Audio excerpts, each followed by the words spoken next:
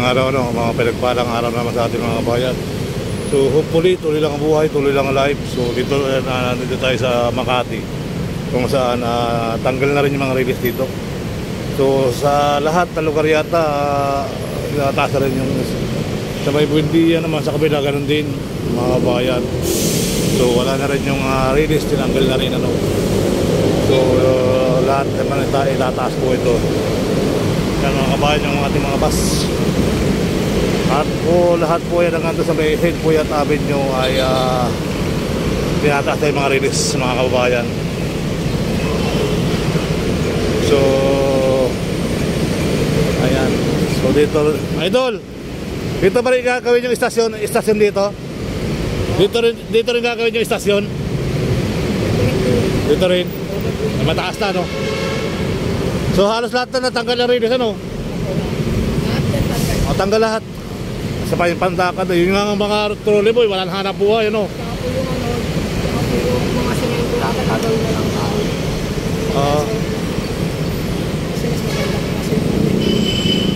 Tataas eh.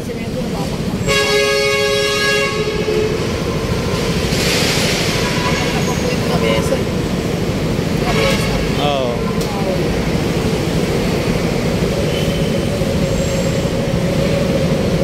Yan, so hopefully tuloy lang po ang buhay, tuloy ang life mga kabayan. So dito may Paris na ba? May parang Paris, oh. Traffic na. Yan, yung sa may, ano, kita nyo guys, so hanggang doon yan, sa may hill po yan, tinanggal lang hanggang sa tuloy-tuloy na yan. Yan, buong Osmeña Highway, tinanggal na yan doon hanggang sa dulo, no? So yan, abang-abang tayo doon mga kabayan. Okay, pagbalik natin sa may hill po yan, video rin tayo doon. At mapagdugsungin na natin saka sa pag-uwi natin mga kabayan. So maraming salamat. At tuloy ang buhay, tuloy ang life. So makikita natin matagal pa pala matatapos, ano? Oo, 7 years. Abusin ng 2028 pa, no? Oo, baka abutin ng ano yan 2030. Malamang operation na yan 2030. Kasi simit na ka natin mga 2028. Oh, ganyan mga 2030. Oh, siyempre. Babakasin tayo, babakasin. So matatapos kasi yung sabay sa matatapos kasi yung Pandakan Isli Collector Project. Sila rin yung gagawa puntang Alabang. Yung gagawa sa Isli Collector Project sa may Pandakan. Pagkatapos na nalilipat daw sila rito eh. Narilisan rin. Malapit na yun kasi mag-connect na yun doon sa may Pandakan eh. Yung Isli Collector Project. Tatawid na lang ang ilog yan. Ayan o. Kaya nalilipat na sila. Nalilipat na sila ng Bandang Alabang. Ayan. So tuloy na po ang buhay. Maraming salamat. So yun po, tuloy na po ano natin. So dito tayo sisilip naman sa kabila yung ating update din mga kabayan. Kaya tinanggal na rin yung mga release.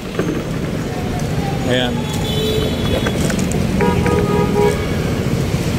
Yan, kita nyo wala na hanggang doon sa may Buendia.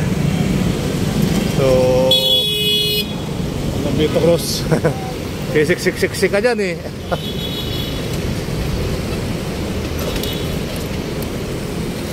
Ayan, so tuloy-tuloy na po ang buhay, tuloy-tuloy ang life. At ayun, dito tayo sa ating araw-araw nating ginagawa.